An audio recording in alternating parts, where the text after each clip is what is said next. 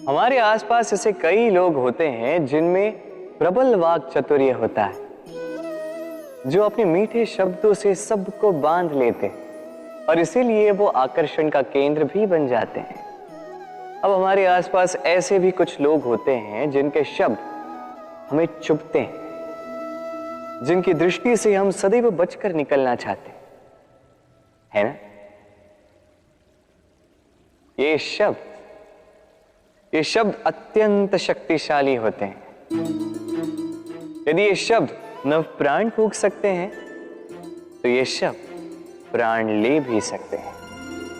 जैसे एक शब्द मंत्र बनकर जीवन ता देता है, वही कोई दूसरा अपशब्द हमें दुख दे देता है, हमारे मन में क्रोध को जगाता है।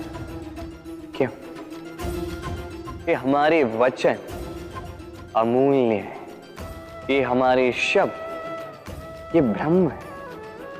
तो सोच समझकर मन के तुला में अच्छे से तोल कर इन शब्दों को मुख से निकालिएगा, क्योंकि इन्हीं शब्दों से आरंभ है और इन्हीं शब्दों पे अंत है। और वो ये कि वो सदैव यही सोचता है कि सब में वही विशेष है, सदैव सर्वश्रेष्ठ कार्य करना चाहता है, सर्वश्रेष्ठ परिणाम पाना चाहता है, सदैव चाहता है कि हर स्थान पर उसे ही यश मिले।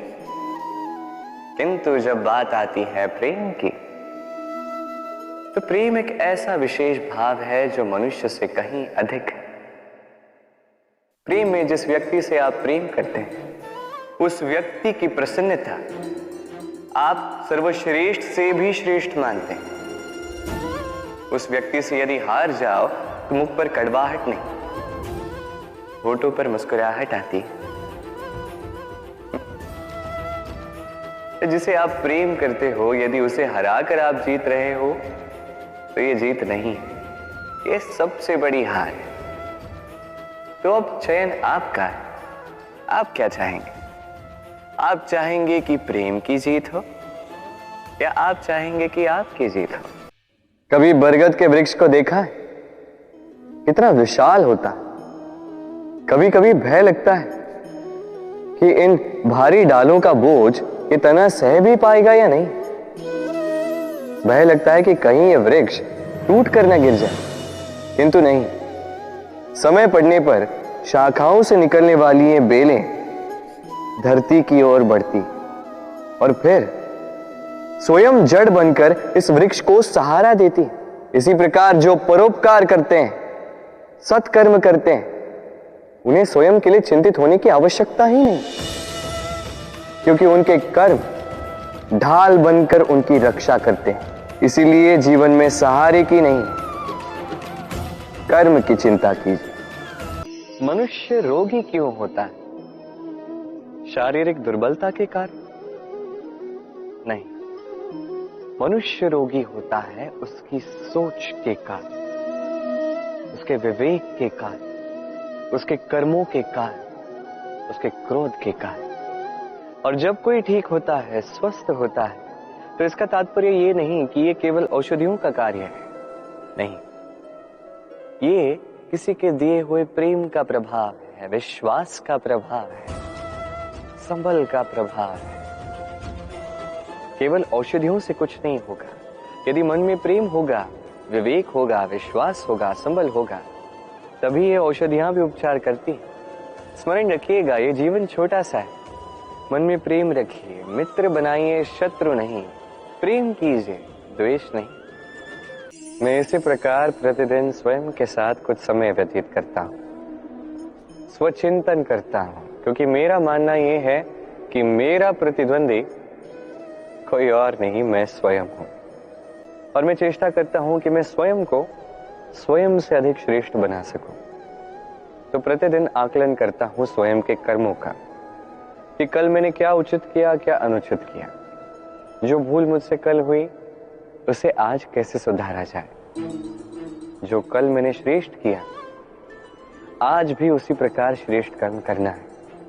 बस इसी प्रक्रिया में मैं स्वयं को एक श्रेष्ठ व्यक्ति, एक श्रेष्ठ राजा, एक श्रेष्ठ पिता, पुत्र बना देता हूं। एक श्रेष्ठ मनुष्य में इसी प्रकार बन जाता हूं। आप भी ये बात स्मरण रखिएगा। आपकी प्रतिस्पर्धा किसी और से नहीं, स्वयं से।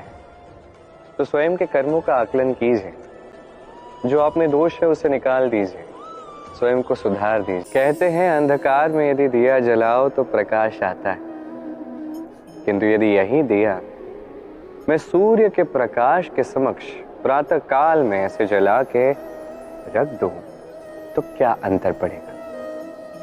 आप कहेंगे इससे तो कोई लाभ नहीं होगा, सूर्य के प्रकाश के समक्ष ये दिया भला है ही क्या? अब यही विचार हमें दिन प्रतिदिन करना है और एक अमूल्य सीख पानी।